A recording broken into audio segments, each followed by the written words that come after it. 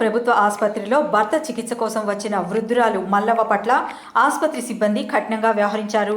గొల్లపల్లి మండలం రాఘవపట్నం గ్రామానికి చెందిన రాజనర్సు అనే వృద్ధుడు అనారోగ్యానికి గురి కావడంతో చికిత్స చేయించేందుకు వారం రోజుల క్రితం భార్య మల్లవ్వ జగిత్యాల ప్రభుత్వ ఆసుపత్రిలో చేర్పించింది.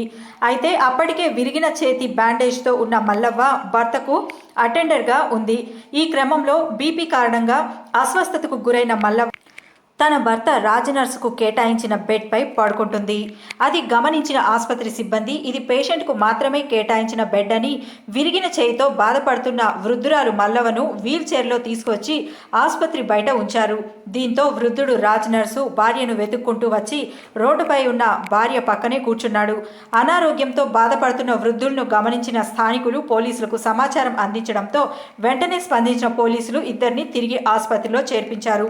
ఆసుపత్రి సిబ్బంది వృద్ధురాలపై వ్యవహరించిన తీరు పట్ల పలువురు ఆగ్రహం వ్యక్తం చేస్తున్నారు. విధుల పట్ల అలసత్వం వహించిన ఆసుపత్రి సూపరింటెండెంట్ రాములను ఇటీవలే జిల్లా కలెక్టర్ సస్పెండ్ చేసినప్పటికీ సిబ్బంది తీరులో మాత్రం మార్పు రావడం లేదని పలువురు ఆగ్రహం వ్యక్తం చేశారు.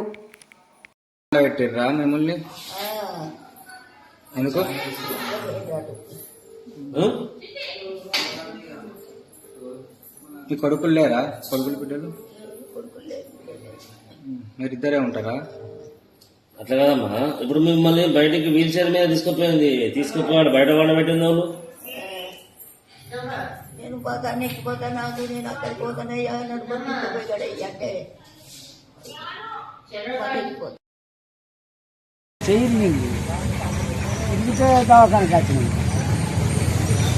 ఎన్ని రోజులే? 9 రోజులే.